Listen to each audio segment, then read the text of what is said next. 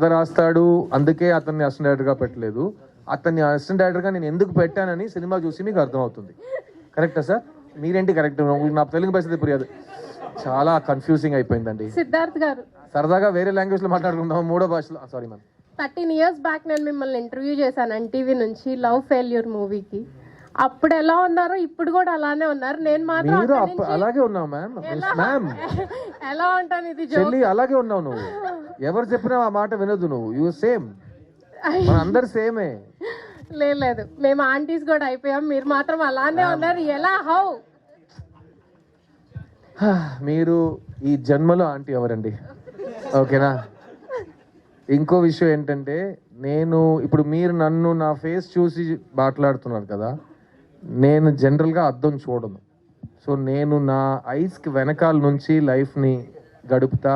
ఒక నటుడుగా ఒక విషయాన్ని ఆలోచించి దాంట్లో దూరి నేను యాక్ట్ చేస్తా. నేను అద్దం ముందు ప్రాక్టీస్ చేయను. నేను ఒక్కొక్క షాట్ ముందు నేను ఎలా ఉన్నానని అడగను అద్దాన్ని. ఎందుకంటే నాకు అర్థం చెప్పగలేదు నేను ఎవరో, నా వయసు ఏంటో అని. నాకు లోపల అనిపించాలి. So I will always be Siddhu. And నా ఎనర్జీ ఏజ్ ఆఫ్ 16 నుంచి ఇప్పుడు నా ఏజ్ మీకే తెలుసు, నేను చెప్పక్కర్లేదు. ఎందుకంటే ఇది అంటాడు అప్పట్లో బొమ్మరులు అంటారు, మళ్ళీ వచ్చేస్తారు మైక్ పట్టుకుని. సో ఆ వయసు నేను చెప్పక్కర్లేదు మీకు. But I still feel young. And నేను మళ్ళీ చెప్తున్నాను, నాకు చేయాలని చాలా బోల్డ్ ఉన్నాయి. ఆ అవకాశాలు ఇంకా నాకు ఎవరైనా ఇవ్వట్లేదంటే నేను సొంతంగా క్రియేట్ చేసుకుంటా. అయినా కొన్ని అవకాశాలు ఉంటాయి. మా కమల్ హాసన్ గారికి దొరికిన అవకాశాలు, మా ఎన్టీఆర్ గారికి వచ్చిన అవకాశాలు, నేను మా ఎస్వి రంగారావు గారికి వచ్చిన అవకాశాలు, నేను నటులుగా చూస్తున్న వాళ్ళు, వాళ్ళకు వచ్చిన అవకాశాలు నా కోసం రాయడానికి ఇంకా ఎవరు రాలేదని నాకు బాధ ఉంటే, నేను ఈ స్టాక్ని ఫ్రిడ్జ్లో యాపిల్ని పెట్టినట్టు ఇలాగే ఉండాలి నేను. ఎందుకంటే వాళ్ళు వచ్చి నన్ను మైండ్లో పెట్టుకుని కథ ఇచ్చినప్పుడు నాకు వయసు అయిపోయింది అనుకోండి, అందుకే మీరు వీడికి వయసు ఎప్పుడు అవ్వకూడదే అని మీరు చెప్తూనే ఉండాలి. అండ్ అదే ముఖ్యమైన కారణం, వీడు ఎప్పుడు ముసలోడు అవ్వకూడదని తెలుగు ప్రేక్షకులకు ముఖ్యంగా ఇలాంటి అమ్మాయిలు ప్రార్థనించారు కాబట్టి నేను ఈరోజు ఇలా ఉన్నానండి. So full credit to you చెల్లి. Okay, yeah. సిద్ధార్థ గారు, మిస్ యూ ట్రైలర్ చాలా ఇంట్రెస్టింగ్ ఉందండి.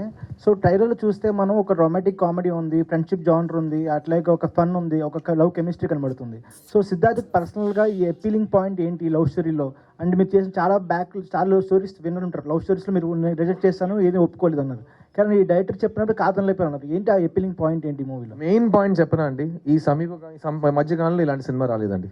ఎందుకంటే నేను థియేటర్లో పెరిగిన కుర్రోడు నేను. సో ఇలాంటి సినిమా నేను థియేటర్లో కొన్ని సంవత్సరాల నుంచి చూడట్లేదు. అండ్ ఇప్పుడున్న జనరేషన్కి ఒక లవ్లీ, పాజిటివ్, డీసెంట్ అయిన ప్రేమ అంటే ఏంటో, ఒక జంట మధ్యలో మర్యాద అంటే ఏంటో, ఆ నమ్మకం అంటే ఏంటో, అలాంటి విషయాలు మాట్లాడే ఒక సినిమా ఇది. సో నాకు ఎలా సఖీ సినిమా నచ్చిందో, నాకు ఎలా లవ్ స్టోరీస్ అందుకే నచ్చుతాయి. Because love stories are route map. మనం ఎక్స్పీరియన్స్ చేయలేని విషయాలు, ఎక్స్పీరియన్స్ చేయని విషయాలు వేరే వాళ్ళ కథలు చూస్తుంటే, ఈ సినిమా తర్వాత సుబ్బులక్ష్మి లాంటి అమ్మాయి నా లైఫ్లో వస్తే నేను ఏం చేస్తానని కుర్రోళ్ళు ఆలోచించాలి. ఈ వాసు లాంటి కుర్రోడు మనకు తగిలితే మనం ఎలా రియాక్ట్ అవుతామని అమ్మాయిలు ఆలోచించాలి. అలాంటి వాళ్ళకి సూటబుల్ పార్ట్నర్స్ ఒక సినిమాలో క్యాండిడేట్స్గా, ఆర్టిస్ట్గా మీ ముందు ఉంటే అది ఒక ఫ్యాంటసీ కాదు, అది చాలా రియాలిటీకి తగ్గట్టు ఒక ఎక్స్పీరియన్స్. అండ్ అది ఈ జనరేషన్కి ఇచ్చే ఒక కమర్షియల్ సినిమా ఐటమ్ ఈ మిస్ యూ. సిద్ధార్థ్ గారు.